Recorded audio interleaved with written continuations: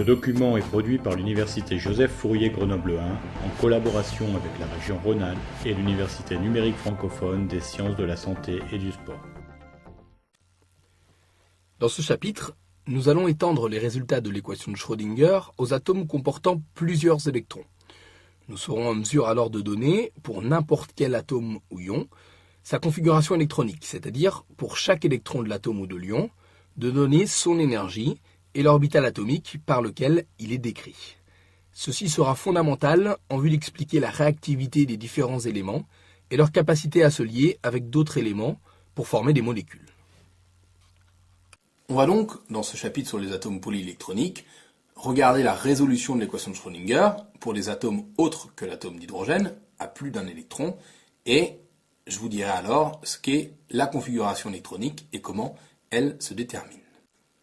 Au niveau de la résolution de l'équation de Schrödinger, au niveau de la résolution de l'équation de Schrödinger, au niveau de la résolution de l'équation de Schrödinger, au niveau de la résolution de l'équation de Schrödinger, au niveau de la résolution de l'équation de Schrödinger, au niveau de la résolution de l'équation de Schrödinger, au niveau de la résolution de l'équation de Schrödinger, au niveau de la résolution de l'équation de Schrödinger, au niveau de la résolution de l'équation de Schrödinger, au niveau de la résolution de l'équation de Schrödinger, au niveau de la résolution de l'équation de Schrödinger, au niveau de la résolution de l'équation de Schrödinger, au niveau de la résolution de l'équation de Schrödinger. Alors en quoi consiste l'approximation orbitalaire monoélectronique? Pour un atome comportant I électrons, la fonction propre polyélectronique est égale, dans cette approximation, au produit de I fonctions d'onde monoélectroniques indépendantes, ce qui revient en fait à considérer les électrons indépendants des uns des autres. Alors, on pourrait imaginer, pour se placer dans le cadre de cette approximation, négliger totalement la répulsion entre électrons, mais ceci amènerait à une approximation trop grossière, qui ne donnerait pas de résultat en accord avec les faits expérimentaux et en particulier avec les spectres d'émission des atomes polyélectroniques. Alors, plutôt que de négliger les interactions entre électrons, on va regarder un à un les électrons et moyenner, à travers une notion que je présenterai après, qui est la notion d'effet d'écran, la répulsion des autres électrons sur un électron considéré. Qu'est-ce que c'est ce concept de notion d'effet d'écran? Si on prend un atome polyélectronique avec un numéro atomique Z. La charge du noyau, c'est Z fois E, où E est la charge élémentaire. Z est appelé également nombre de charges, puisqu'il correspond au nombre de charges élémentaires que vous avez dans le noyau. L'effet d'écran. On va considérer qu'un électron donné, lorsqu'il y a d'autres électrons autour de lui, va être soumis à l'action d'un noyau ayant un nombre de charges qu'on va appeler nombre de charges effectif Z étoile, qui va être inférieur au nombre de charges Z du noyau. Z étoile, ça va être Z moins sigma. Sigma, c'est ce qu'on va appeler la constante d'écran, et elle va représenter l'effet moyen exercé par les autres électrons sur l'électron donné. Par abus de langage, Z étoile, on va rapidement l'appeler charge effective, au lieu de nombre de charges effectifs. En réalité, la charge effective, ce serait plutôt le produit Z étoile fois E. Mais par abus de langage, on appelle Z étoile la charge effective. Alors, de manière à ce que vous compreniez bien ce qu'est cette notion d'effet d'écran, je vais redire un petit peu la même chose que sur la diapositive précédente, mais en l'illustrant à l'aide de dessins et en amenant le propos de manière un petit peu différente. Alors, le schéma qui est représenté ici, je considère mon atome polyélectronique, c'est-à-dire un noyau de numéro atomique Z, et puis des électrons. J'ai identifié ici un électron particulier en rouge, les autres électrons ce sont les ronds verts, et je vais m'intéresser à l'électron rouge. Pour cet électron rouge, il y a une interaction noyau-électron, et puis des interactions répulsives entre les électrons verts et cet électron rouge. Je vais moyenner l'effet répulsif des électrons verts sur cet électron rouge en introduisant la constante d'écran sigma. Et en fait, ce qu'on dit, c'est que globalement, l'ensemble des électrons verts va faire un espèce d'écran entre l'électron rouge et le noyau et va donc diminuer l'interaction électron rouge-noyau. La diminuer de sorte que je vais pouvoir considérer que mon atome polyélectronique du départ avec un numéro atomique Z, si je ne m'intéresse qu'à l'interaction électron rouge noyau, eh bien je vais dire que c'est équivalent à un atome qui n'aurait qu'un électron, qui serait l'électron rouge, mais qui aurait un noyau de numéro atomique Z étoile égale Z moins sigma. Alors bien sûr, l'atome représenté à droite est un atome fictif. Mon atome réel, c'est l'atome de numéro atomique Z avec l'ensemble de ses électrons, mais en moyennant l'effet répulsif des électrons verts sur mon électron rouge, eh bien, je passe, grâce à cette notion d'effet d'écran, à un atome fictif dans lequel j'ai une interaction entre un électron et un noyau uniquement. Mais ce noyau est de numéro atomique Z moins sigma. Lorsqu'on a introduit ces deux approximations, l'approximation orbitalaire et le modèle de l'effet d'écran, eh bien on va pouvoir déterminer des solutions de l'équation de Schrödinger. Au niveau des fonctions propres monoélectroniques, chaque électron va pouvoir être décrit dans l'approximation orbitalaire par une des fonctions propres solution du cas de l'atome d'hydrogène. On va retrouver nos orbitales 1s, 2s, 2p, etc. avec une nomenclature donc qu'on avait vue dans le chapitre précédent. Juste, on avait terminé le chapitre sur des histoires de représentation d'orbitales atomiques. Ça va être les mêmes types de représentations. On va représenter une orbitale ns par un rond, une orbitale np par deux lobes avec une symétrie cylindrique. On voit, je l'avais déjà dit, que pour les fonctions propres, l'influence de l'écran des autres électrons n'intervient pas. L'introduction de la notion d'effet d'écran, ça va être important pour trouver dans cette équation de Schrödinger les solutions d'un point de vue énergétique. Les énergies vont en effet être modifiées par rapport au cas de l'atome d'hydrogène par l'effet d'écran des autres électrons. Intéressons-nous maintenant au diagramme énergétique. Pour cela, on va aller regarder les solutions de l'équation de Schrödinger en termes énergétiques, c'est-à-dire on va aller regarder quelles énergies quantifiées. Intéressons-nous maintenant au diagramme énergétique. Pour cela, on va aller regarder les solutions de l'équation de Schrödinger en termes énergétiques, c'est-à-dire on va aller regarder quelles énergies quantifiées. Intéressons-nous maintenant au diagramme énergétique. Pour cela, on va aller regarder les solutions de l'équation de Schrödinger en termes énergétiques, c'est-à-dire on va aller regarder quelles énergies quantifiées. Intéressons-nous maintenant au diagramme énergétique. Pour cela, on va aller regarder les solutions de l'équation de Schrödinger en termes énergétiques, c'est-à-dire on va aller regarder quelles énergies quantifiées. Intéressons-nous maintenant au diagramme énergétique. Pour cela, on va aller regarder les solutions de l'équation de Schrödinger en termes énergétiques, c'est-à-dire on va aller regarder quelles énergies quantifiées. Intéressons-nous maintenant au diagramme énergétique. Pour cela, on va aller regarder les solutions de l'équation de Schrödinger en termes énergétiques, c'est-à-dire on va aller regarder quelles énergies quantifiées. Intéressons-nous maintenant au diagramme énergétique. Pour cela, on va aller regarder les solutions de l'équation de Schrödinger en termes énergétiques, c'est-à-dire on va aller regarder quelles énergies quantifiées. Intéressons-nous maintenant au diagramme énergétique. Pour cela, on va aller regarder les solutions de l'équation de Schrödinger en termes énergétiques, c'est-à-dire on va aller regarder quelles énergies. Nous allons maintenant voir l'implication sur le diagramme énergétique de cette règle de Kleshkovsky. On va comparer le diagramme énergétique que nous avons déjà vu dans le cas de l'atome d'hydrogène à celui plus général de l'atome polyélectronique. Si je reprends ce qu'on avait dit lors du cours précédent sur l'atome d'hydrogène, j'ai classé les différents niveaux qui ne dépendent que du nombre quantique principal n.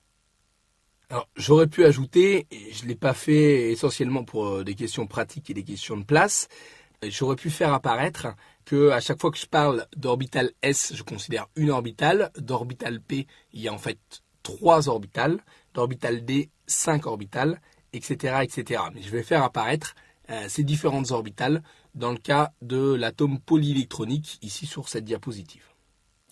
Maintenant, si on a des énergies qui dépendent du nombre quantique principal n et du nombre quantique secondaire L. Le premier niveau va être le niveau 1s. En effet, si l'on applique la règle de Kleshkovsky et qu'on classe par ordre d'énergie croissante en fonction de la somme n plus L croissant, le niveau 1s va correspondre au niveau n plus L égale à 1, avec n égale à 1, et puis L égale 0 par définition des orbitales S. Ensuite, à partir du niveau 2s 2p de l'atome d'hydrogène, eh bien, une orbitale S et une orbitale P, n'ont pas le même nombre quantique secondaire L. La conséquence de cela, c'est que on va retrouver le niveau 2s à un niveau d'énergie différent de celui des trois orbitales 2p. En effet, en termes de somme n plus L, on a le niveau 2s dont la somme n plus L égale à 2, le niveau 2p dont la somme n plus L est égale à 3. On appelle ça une levée de dégénérescence. Lorsque, à partir d'un niveau où plusieurs orbitales sont dégénérées, eh bien on se retrouve avec plusieurs niveaux. C'est le cas ici, on lève la dégénérescence entre les orbitales 2s et 2p lorsque l'on passe du cas de l'atome d'hydrogène à l'atome polyélectronique. On note toutefois que les trois orbitales 2p qui ne diffèrent que par le nombre quantique magnétique m restent, elles, dégénérées. Alors on continue d'appliquer cette règle de Kleshkovsky en regardant les orbitales atomiques et en les classant par énergie croissante. À partir du niveau n égale 3 dans l'atome d'hydrogène, eh bien on va avoir également une levée de dégénérescence pour les orbitales 3s, 3p, 3d, en fonction des sommes n plus L. On peut constater, si on compare les orbitales 2p et l'orbital 3s, pour l'orbital 3s, on a la somme n plus L égale à 3. Mais c'est le cas également pour les trois orbitales 2p, on a la somme également n plus L égale à 3. Dans la règle de Kleshkovsky, il est énoncé que à niveau n plus L égale, à somme n plus L égale, eh bien on compare le nombre quantique principal. Et l'orbital ou les orbitales de plus basse énergie vont être celles qui vont correspondre au nombre quantique principal n le plus bas. Ce qui est le cas ici, les trois orbitales de p vont avoir un niveau énergétique inférieur à l'orbital 3s. Alors si on continue à faire le même travail sur le niveau n égale 4 pour l'atome d'hydrogène, eh bien on va avoir une levée de dégénérescence encore des orbitales 4s, 4p, 4d et 4f. Ici, volontairement, j'ai dessiné le niveau 4s en dessous du niveau 3d. Parce qu'en termes de somme n plus L, le niveau 4s, ça correspond à un niveau n plus L égale à 4. Alors que le niveau 3d, ça correspond à un niveau n plus L égale à 5. On voit que là, on a croisement des niveaux énergétiques comparés au niveau de départ dans l'atome d'hydrogène. Encore une fois, on va retrouver ici des cas où, par exemple, si l'on compare le niveau 4s et le niveau 4p, on a les sommes n plus L qui sont égales, et on va placer le niveau 3p en dessous du niveau 4s, du fait du nombre quantique principal n, qui est plus petit, 3 dans le cas des 3p, que dans le cas de la 4s. Ça devient vite fastidieux d'appliquer de telle sorte la règle de Kleshkovsky. Heureusement, on va disposer, pour classer facilement les orbitales en fonction de leur énergie, d'un moyen mnémotechnique que je vais vous présenter maintenant. Alors, le moyen mnémotechnique pour appliquer sans souci la règle de Kleshkovsky et qui nous affranchira de faire le travail complet que j'ai fait diapositive précédente. Vous dressez un tableau avec, sur une ligne, les sous-couches ayant même nombre quantique principal n, et sur une colonne, les sous-couches ayant même nombre quantique secondaire L, c'est-à-dire ayant la même lettre dans la nomenclature spécifique des orbitales atomiques. Alors, vous retrouvez sur le tableau que j'ai dressé le fait qu'il n'existe pas de sous-couche 1p, ni de sous-couche 1d ou 2d, ni de sous-couche 1, 2 ou 3f, du fait des règles de quantification des nombres quantiques que l'on avait vues au premier chapitre, car le nombre quantique secondaire L est nécessairement inférieur au nombre quantique principal n. Dans ce tableau, les diagonales qui apparaissent ici relient les sous-couches de somme n plus L identiques. Alors, en orientant, comme fait sur ce schéma, de en haut à droite vers en bas à gauche, et en suivant une à une les diagonales, eh bien, alors le moyen mnémotechnique pour appliquer sans souci la règle de Kleshkovsky et qui nous affranchira de faire le travail complet que j'ai fait diapositive précédente. Vous dressez un tableau avec, sur une ligne, les sous-couches ayant même nombre quantique principal n, et sur une colonne, les sous-couches ayant même nombre quantique secondaire L, c'est-à-dire ayant la même lettre dans la nomenclature spécifique des orbitales atomiques. Alors, vous retrouvez sur le tableau que j'ai dressé le fait qu'il n'existe pas de sous-couche 1p, ni de sous-couche 1d ou 2d, ni de sous-couche 1, 2 ou 3f, du fait des règles de quantification. Voilà pour ce qui est donc de la résolution de l'équation de Schrödinger, qui nous permet de déterminer les fonctions propres, c'est-à-dire les orbitales atomiques qui peuvent décrire les électrons d'un atome polyélectronique, et les énergies de ces orbitales que l'on classe grâce à la règle de Kleshkovsky. On va maintenant utiliser ces résultats et l'appliquer à l'obtention de configurations électroniques. On va d'abord aller voir ce qu'est la configuration électronique dans la position du problème. On verra comment donner une configuration électronique à l'aide des règles de remplissage et on verra que la configuration électronique, ça s'éclaircira dans les chapitres suivants, va être à la base de la réactivité des différents éléments. On va introduire la notion d'électron de cœur et électron de valence. Les électrons de valence vont être entre guillemets les électrons réactifs. Puis on verra quelques exceptions aux règles de remplissage et on terminera par la configuration électronique non plus d'atomes mais d'ions. Alors qu'est-ce que donner une configuration électronique ? Donner ou écrire une configuration électronique d'un atome, c'est répartir les électrons de l'atome sur les différents niveaux énergétiques. Ce qu'on va appeler, par abus de langage, remplir les électrons dans les différentes orbitales atomiques. Je dirai pourquoi on utilise ce terme remplir les orbitales atomiques par les électrons par la suite. Je vous rappelle, on vient d'en reparler, qu'une orbitale atomique est décrite par trois nombres quantiques, n, l et m. Il faut connaître cette quantification, connaître par exemple que quand on parle d'une orbitale 4f, c'est une orbitale pour laquelle n égale 4, l égale 3, et du fait qu'l égale 3, on a 7 valeurs possibles pour m, plus ou moins 3, plus ou moins 2, plus ou moins 1 et 0, et que ça vous donne 7 orbitales dégénérées sur une sous-couche f. Si ce n'est pas clair pour vous, je vous invite à revoir ce qu'on a fait à la fin du cours précédent et au début de celui-ci. Lorsqu'on va parler d'un électron dans une orbitale atomique, on va en plus introduire un quatrième nombre quantique qui va rendre compte des propriétés magnétiques de cet électron. En fait, l'électron possède un mouvement de révolution qu'on appelle spin, S qui est égal à 1,5. Alors nous, on ne va pas utiliser le spin directement, mais le sens de rotation de ce spin. Le sens de rotation est caractérisé par ce qu'on appelle le moment magnétique de spin, ms, qui est égal à plus ou moins 1,5. Et c'est ce ms qui va être le quatrième nombre quantique qu'on va appeler le nombre quantique de spin. Donc ms, je vais indifféremment l'appeler par la suite nombre quantique de spin ou moment magnétique de spin. Par abus de langage, même si ça ne correspond pas tout à fait à la même grandeur physique, des fois j'utiliserai le mot spin pour ms. Il faut bien avoir à l'esprit que spin, ce n'est pas la même chose que le moment magnétique de spin, mais souvent, encore une fois par abus de langage, on réduit ce terme moment magnétique de spin ou nombre quantique de spin en spin de l'électron. Pour répartir les électrons sur les différents niveaux énergétiques, c'est-à-dire pour donner la configuration électronique, on va voir différentes règles. La première de ces règles est le principe d'exclusion de Pauli. Dans le même atome, il ne peut y avoir deux électrons dont les 4 nombres quantiques sont identiques. Par exemple, si je veux prendre des électrons décrits par une orbitale 1s. Une orbitale 1s, ça implique qu'on a un triplet NLM qui vaut 1, 0, 0. Le quatrième nombre quantique, ms, ne peut valoir que plus 1,5 ou moins 1,5. La conséquence de cela, c'est que une orbitale atomique donnée, N, L et M donnée, ne peut décrire que 2 électrons. Ce principe d'exclusion de Pauli est fondamental et vous ne pourrez jamais le mettre en défaut. C'est un principe qu'il faudra toujours respecter.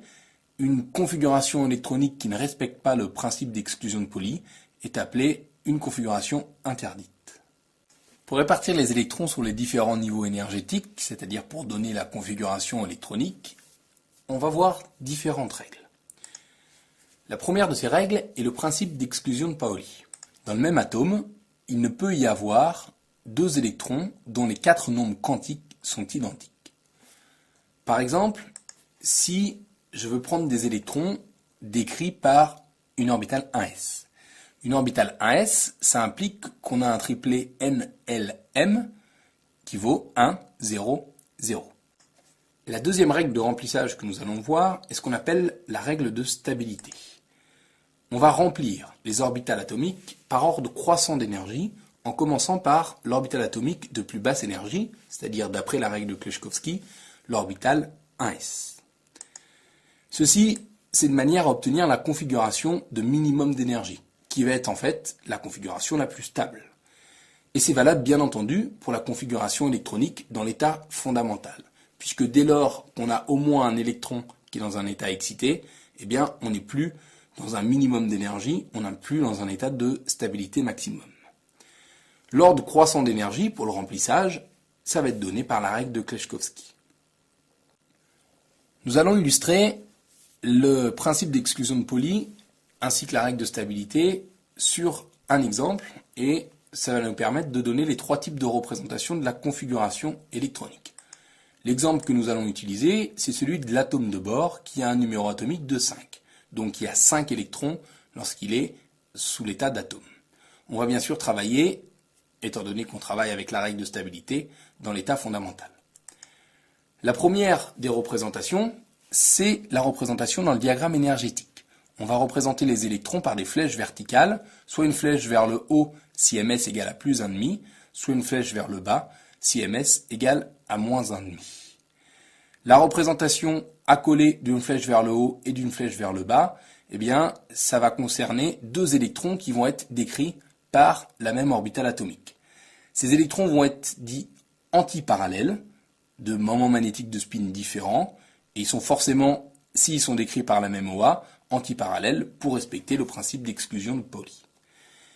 Si on applique donc ce que je viens de dire pour l'atome de bore, j'ai classé ici les orbitales en fonction de leur énergie selon la règle de Kleshkovsky.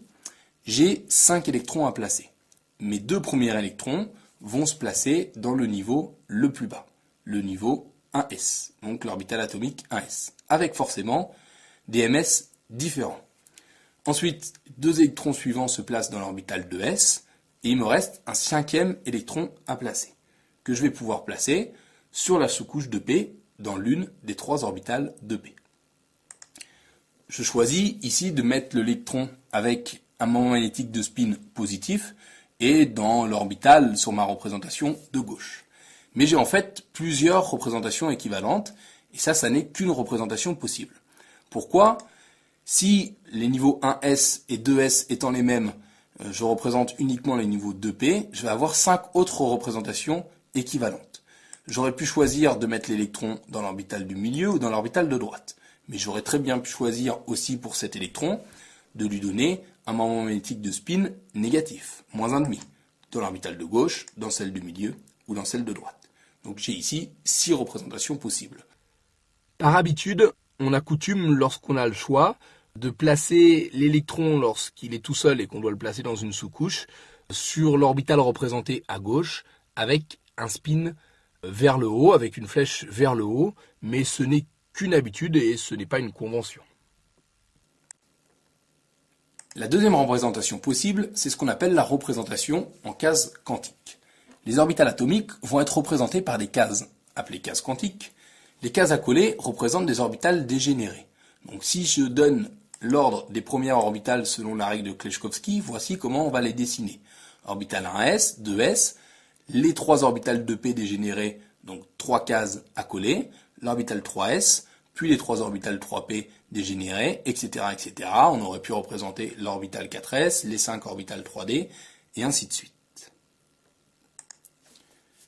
C'est cette représentation en case quantique qui fait que on utilise l'abus de langage remplir les orbitales atomiques par des électrons. En fait, on peut considérer que les cases quantiques dans cette représentation sont des sortes de boîtes qu'on va remplir avec des électrons.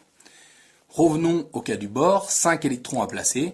Je vais placer 2 électrons dans l'orbitale 1s, 2 électrons forcément antiparallèles pour respecter le principe d'exclusion de Pauli, 2 électrons dans l'orbitale 2s, et puis un électron dans l'orbitale 2p. Là encore, j'ai 5 autres représentations équivalentes. En effet, je peux choisir de mettre l'électron dans n'importe laquelle des 3 orbitales 2p, et puis je peux choisir ici le signe de son moment magnétique de spin. La troisième représentation est une écriture simplifiée de la configuration électronique. Dans le cas du bore, cela se représenterait comme ça. 1s2, 2s2, 2p1.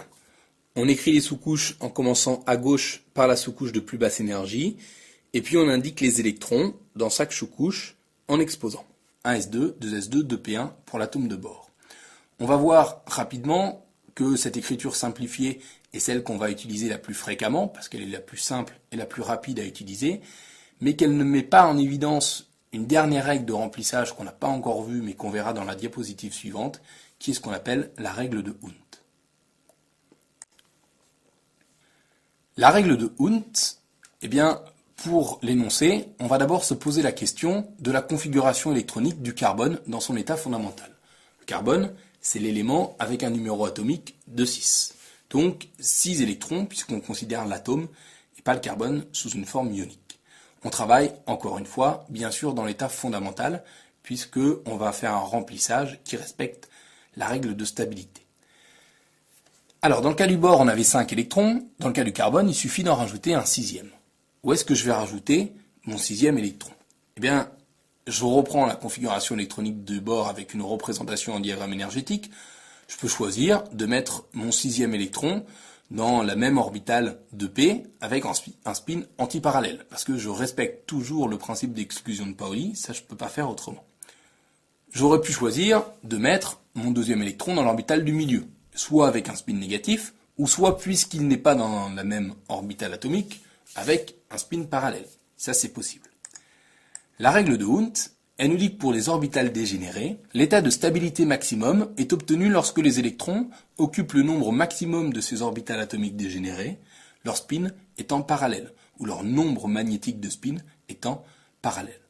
Puisqu'on cherche toujours à donner une configuration électronique qui respecte le maximum de stabilité, eh bien, on va chercher à respecter la règle de Hund.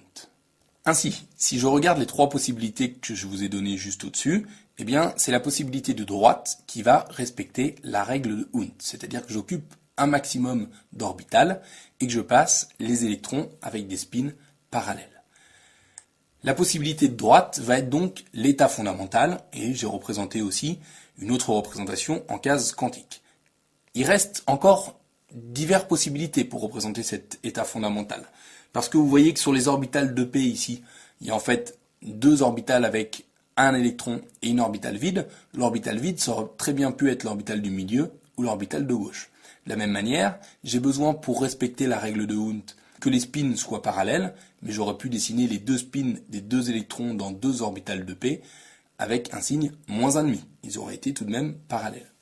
Par contre, les autres états que j'ai dessinés à gauche et au milieu vont être des états excités. Ils ne respectent pas la règle de Hund. Le premier, celui de gauche, parce qu'on n'occupe pas le nombre maximum d'orbitales atomiques que l'on peut avec 2 électrons.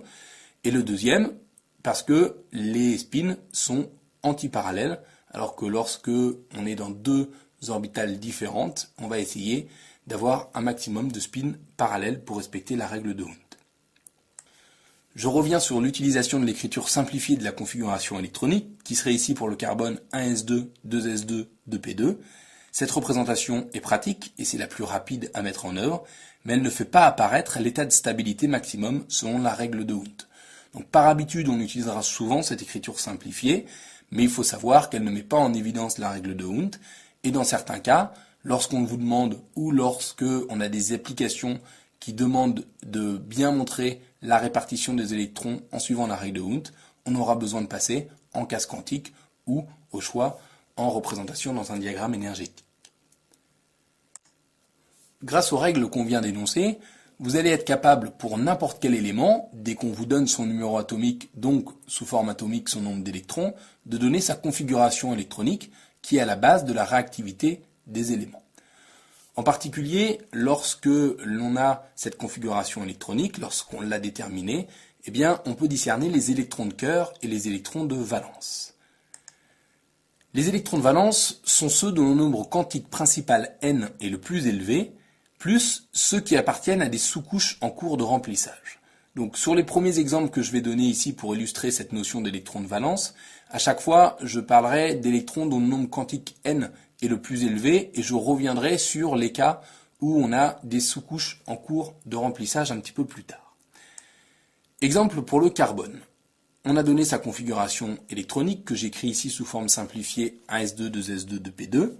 Eh bien, les électrons de valence vont correspondre aux électrons qui occupent les orbitales avec le n le plus élevé, qu'on va appeler orbital de valence. A l'inverse, le reste des électrons va être appelé électrons de cœur. Les électrons de valence vont être moins liés au noyau que les électrons de cœur. Et ce sont ces électrons de valence qui vont expliquer la réactivité des éléments. En particulier, on verra dans le cours sur la liaison covalente que les électrons de valence vont permettre de former des liaisons avec d'autres atomes et de former des molécules. À partir de ce concept d'électrons de valence et d'électrons de cœur, on va pouvoir introduire quelque chose qui nous servira par la suite, c'est la représentation de Lewis. On va d'abord travailler sur la représentation de Lewis d'un atome, ce qui nous servira aux représentations de Lewis des molécules. La représentation de Lewis des atomes ne va tenir compte que des électrons de valence. Les électrons célibataires vont être représentés par des points, les doublés d'électrons vont être représentés par des tirets. Enfin, on représente si l'on a une orbitale de valence vide, sur une sous-couche en cours de remplissage, un rectangle vide qu'on appellera par la suite une lacune électronique. On va donner quelques exemples de représentation de Lewis pour différents atomes. En commençant par le cas qu'on vient de voir, celui du carbone. On vient de définir donc les électrons de valence, il y en a 4, 2 sur la sous-couche de S et puis 2 sur la sous-couche de P. Si je cherche à donner la représentation de Lewis du carbone dans son état fondamental, le carbone est l'élément de représentation donc C, je vais avoir un doublet d'électrons qui correspond aux 2 électrons qui sont de spin antiparallèle dans la sous-couche de S, et puis je vais avoir, au niveau de mes orbitales de P, 2 électrons célibataires, parce que chaque électron est seul dans son orbitale atomique. Je vais aussi représenter le fait qu'il y ait une orbitale atomique de P vacante. Ça, on va le représenter par ce qu'on appelle une lacune électronique. Dans les ouvrages, assez régulièrement, on trouve des représentations où la lacune électronique n'est pas donnée. Je ne vous invite pas à utiliser ce type de représentation, sachez que vous pourrez la trouver, mais l'existence ou non de cette lacune électronique peut expliquer certaines propriétés du carbone. Là, on a représenté le carbone dans son état fondamental. Il est possible, si l'on veut, et on s'en servira par la suite, de donner d'autres représentations, comme par exemple ici une représentation du carbone dans son état excité, qui stipule que le carbone aurait 4 électrons célibataires. Ça peut se produire au cas où un électron de S passe dans la case quantique vacante, c'est-à-dire l'orbitale de P qui n'avait pas d'électrons. D'autres exemples de représentation de Lewis avec le cas de l'azote, numéro atomique 7, et le cas de l'oxygène, de numéro atomique 8. Si je donne la configuration électronique de l'azote dans son état fondamental, donc en respectant la règle de Hund, je vais avoir 2 électrons dans la sous-couche 1s, 2 électrons dans la sous-couche 2s, et puis 3 électrons dans la sous-couche 2p. Comme j'ai 3 orbitales et 3 électrons à y placer, pour respecter la règle de Hund, je place les électrons dans un maximum d'orbitales. J'aurais très bien pu choisir, par contre, de mettre les 3 électrons avec un moment magnétique de spin égal à -1,5. Les électrons de valence, c'est comme dans le cas du carbone, ça correspond aux électrons qui sont dans les sous-couches 2s et 2p. Il y a 5 électrons de valence pour l'azote. Et donc, de cette configuration électronique, je déduis assez facilement la représentation de Lewis de l'azote, qui possède un doublet et 3 électrons célibataires. Même chose pour l'oxygène. L'oxygène, sa configuration électronique 1s2, 2s2, 2p4 sous forme simplifiée. Si je représente en case quantique pour montrer que je respecte la règle de Hund, mes 4 électrons à placer sur la sous-couche de P, je vais avoir un doublet et 2 électrons célibataires. J'ai placé les 3 premiers dans 3 orbitales différentes, il faut que j'en place un 4e, que je place avec un moment magnétique de spin inverse dans une des 3 orbitales de P. Encore une fois, on a ici plusieurs représentations équivalentes en fonction de l'orbital dans lequel je place mon 4e électron. Les électrons de valence sont les 6 électrons des couches 2s, 2p. L'oxygène, sa représentation de Lewis, c'est 2 doublés d'électrons et puis 2 électrons célibataires. Donc je vous ai dit tout à l'heure que vous étiez en mesure, avec les règles de remplissage, de donner la configuration électronique de n'importe quel élément dès lors que vous avez son numéro atomique. Il y a quand même quelques exceptions aux règles de remplissage. La première, c'est une limite à la règle de Kleshkovsky, c'est ce qu'on appelle l'inversion des sous-couches 4s et 3d. Si je considère l'orbital 4s et les orbitales 3d. Dans la règle de Kleshkovsky, l'orbital 4s a un niveau énergétique inférieur à celle des 5 orbitales 3d. Or, c'est vrai, lorsque les orbitales sont vides, on peut vérifier par des concepts de chimie théorique complexes que l'orbital 4s a un niveau d'énergie inférieur aux orbitales 3d. Mais dès lors que j'ai au moins un électron dans une orbitale 3d, je vais avoir inversion de ces niveaux. Attention, la sous-couche 4s, même si elle est au-dessus dans cette configuration, va bien posséder ces 2 électrons, puisqu'on commence par remplir l'orbital 4s avec 2 électrons, et ensuite, si on a encore un électron à placer, il se place sur une des orbitales 3d, et c'est à ce moment-là que se fait l'inversion. Cette inversion, elle n'a pas seulement lieu pour les sous-couches 4s et 3d, mais pour les couches S à partir de n égale 4, donc 4s et 3d, 5s et 4d, puisque la 4d dans la règle de Kleshkovsky est le niveau qui suit le niveau 5s, et puis 6s et 4f, le niveau 4f étant le niveau qui suit dans la règle de Kleshkovsky le 6s, etc., etc.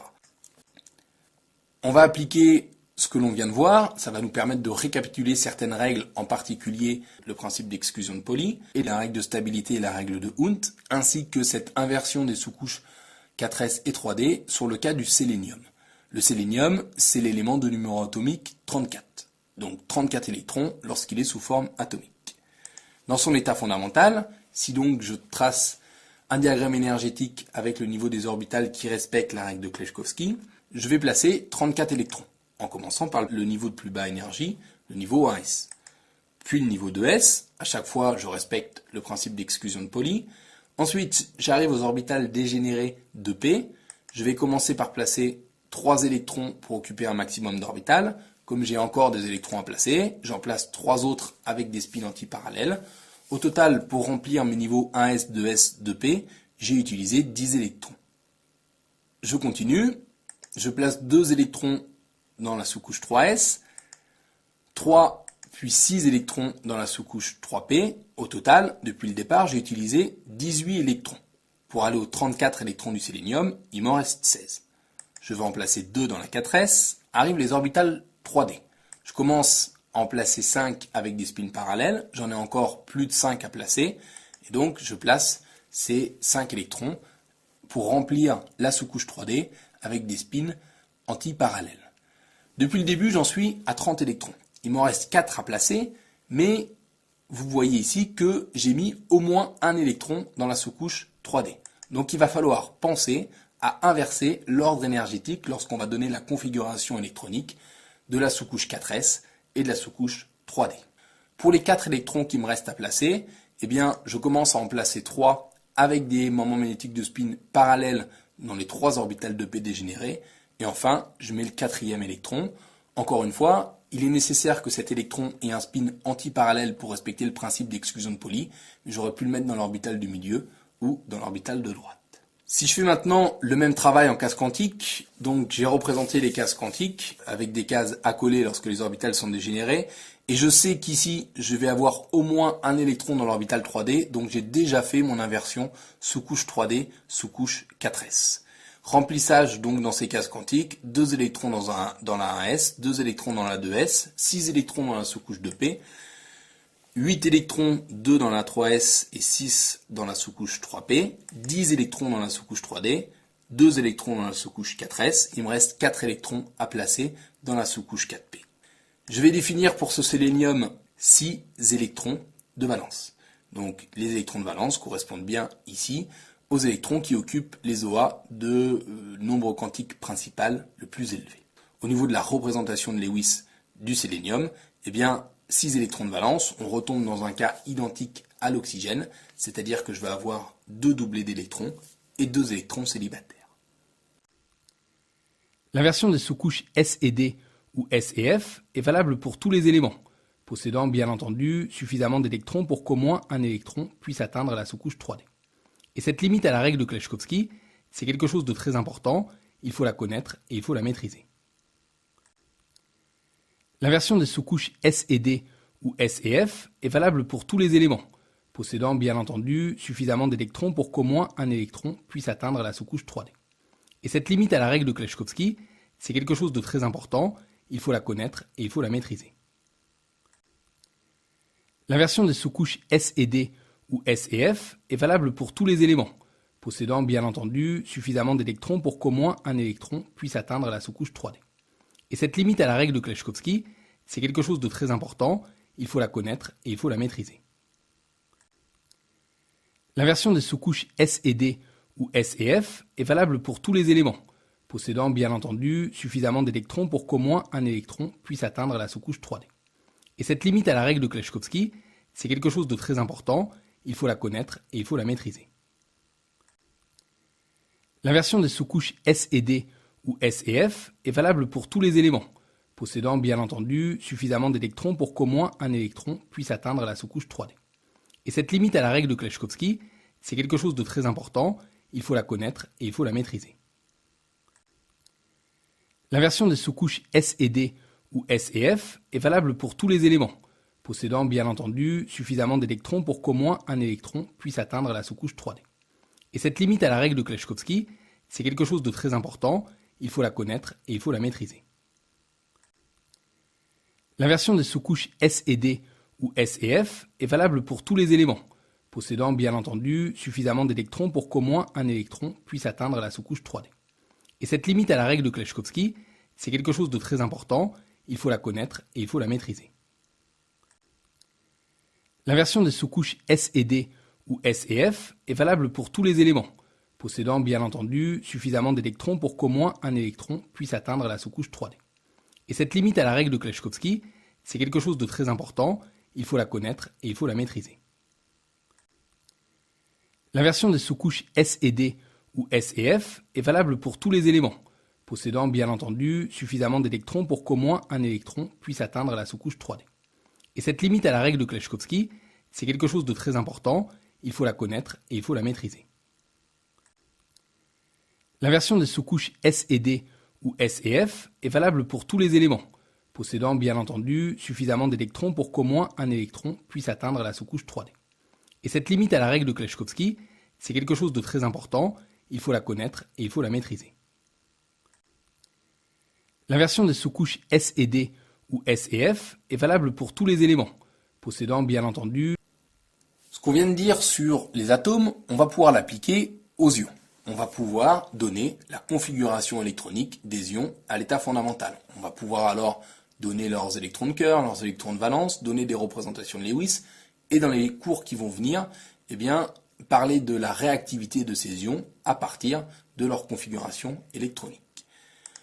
On va commencer par le cas des anions, c'est-à-dire les ions chargés moins, qui sont chargés moins par excès d'électrons par rapport à l'atome. Comment on donne la configuration électronique d'un anion dans son état fondamental? On commence par écrire la configuration électronique de l'atome qui lui correspond, et puis on ajoute un ou plusieurs électrons en respectant les règles de remplissage, les règles de Pauli, Kleshkovsky et Hund. On va illustrer sur la configuration électronique de l'ion fluorure, F-.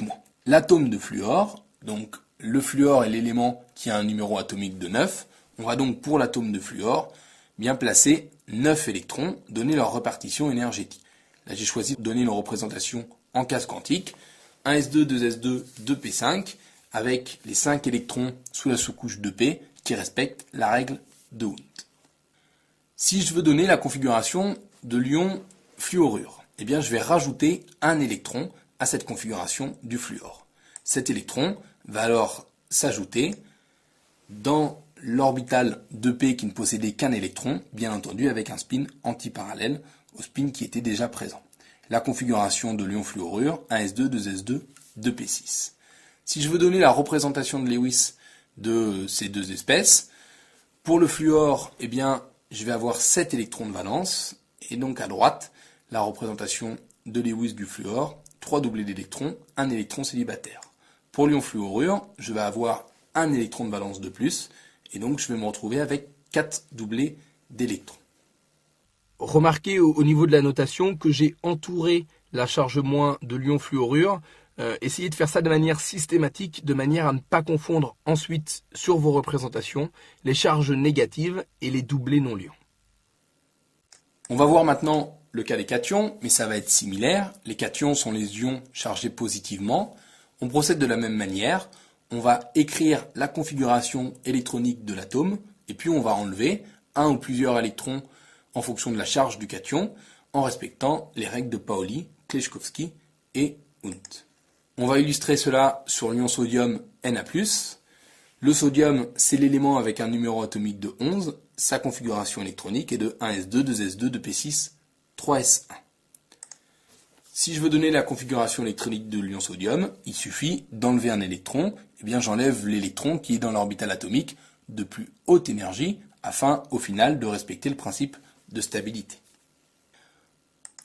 On va voir maintenant le cas des cations, mais ça va être similaire. Les cations sont les ions chargés positivement. On procède de la même manière, on va écrire la configuration électronique de l'atome, et puis on va enlever un ou plusieurs électrons en fonction de la charge du cation, en respectant les règles de Pauli, Kleczkowski et Hund. On va illustrer cela sur l'ion sodium Na+. Le sodium, c'est l'élément avec un numéro atomique de 11, sa configuration électronique est de 1s2, 2s2, 2p6, 3s1. Si je veux donner la configuration électronique de l'ion sodium, il suffit d'enlever un électron. Dernier point à voir sur la configuration électronique des ions dans leur état fondamental, c'est le cas des métaux de transition. Alors, les métaux de transition sont, comme nous le définirons dans le prochain chapitre, les éléments du bloc D et du bloc F. Ce sont en fait les éléments dont le dernier électron placé lorsqu'on construit la configuration électronique l'a été dans une sous-couche D ou une sous-couche F. On va illustrer le propos sur le cas du fer et de ses ions, les ions Fe2+, et les ions Fe3+. Donc le fer, c'est un métal de transition de numéro atomique 26. Voici sa configuration électronique lorsque j'applique la règle de Kleczkowski en pensant à l'inversion 3D 4s. Donc le dernier électron que j'ai placé, eh bien c'est le 6e électron 3D, ce qui correspond donc à la définition d'un métal de transition pour le fer. Alors cette inversion, elle va être importante lorsqu'on va vouloir ensuite écrire les configurations électroniques des ions Fe2+, et Fe3+. Par rapport au fer, si je veux écrire la configuration électronique de Fe2+, il faut que j'enlève 2 électrons. Et puis celle de Fe3+, il faut que j'enlève 3 électrons. Du fait de l'inversion des sous-couches 3D et 4s, lorsqu'on a au moins un électron 3D, les électrons qu'on va enlever, comme ça va être les électrons les plus faciles à enlever, ceux qui sont le moins liés au noyau, mais ça va être les plus éloignés, les plus énergétiques, et il se trouve que du fait de l'inversion, ce sont les électrons 4s. Conséquence, la sous-couche 4s va se vider avant la sous-couche 3D. Une sous-couche 4s, ça se remplit avant la sous-couche 3D, et ça se vide également avant la sous-couche 3D, du fait de l'inversion des sous-couches 3D 4s. La configuration électronique de Fe2+, ça va donc être configuration électronique de l'argon 3D6. Et puis j'ai stipulé ici 4S0 entre parenthèses, on n'est pas obligé de le mettre. Là, c'était... Dernier point à voir sur la configuration électronique des ions dans leur état fondamental, c'est le cas des métaux de transition. Alors les métaux de transition sont, comme nous le définirons dans le prochain chapitre, les éléments du bloc D et du bloc F. Ce sont en fait les éléments dont le dernier électron placé lorsqu'on construit la configuration électronique l'a été dans une sous-couche D ou une sous-couche F. On va illustrer le propos sur le cas du fer et de ses ions, les ions Fe2+, et les ions Fe3+. Donc le fer, c'est un métal de transition de numéro atomique 26. Voici sa configuration électronique lorsque j'applique la règle de Kleczkowski en pensant à l'inversion 3D 4s. Donc le dernier électron que j'ai placé, eh bien c'est le 6e électron 3D, ce qui correspond donc à la définition d'un métal de transition pour le fer. Alors cette inversion, elle va être importante lorsqu'on va vouloir ensuite écrire les configurations électroniques des ions Fe2+, et Fe3+. Par rapport au fer, si je veux écrire la configuration électronique de Fe2+, il faut que j'enlève 2 électrons. Et puis celle de Fe3+, il faut que j'enlève 3 électrons. Du fait de l'inversion des sous-couches 3D et 4s, lorsqu'on a au moins un électron 3D, les électrons qu'on va enlever, comme ça va être les électrons les plus faciles à enlever, ceux qui sont le moins liés au noyau, mais ça va être les... Voilà, ainsi se termine ce chapitre sur les atomes polyélectroniques. Alors je vais revenir sur les choses importantes de ce chapitre. Le grand 1 vous présenter la notion d'effet d'écran qu'il faut juste avoir compris. Par contre, après, eh bien, il y a quelque chose de fondamental, c'est savoir donner l'ordre énergétique des sous-couches grâce aux moyens mémotechniques qui appliquent en fait la règle de Kleczkowski. Le grand 2 est un paragraphe très important, pas tant au niveau des règles de stabilité et de leur énoncé, mais c'est les applications qui m'intéressent. Il faut que vous sachiez faire. Alors, voilà, ainsi se termine ce chapitre sur les atomes polyélectroniques. Alors je vais revenir sur les choses importantes de ce chapitre. Le grand 1 vous présentez la notion d'effet d'écran qu'il faut juste avoir compris.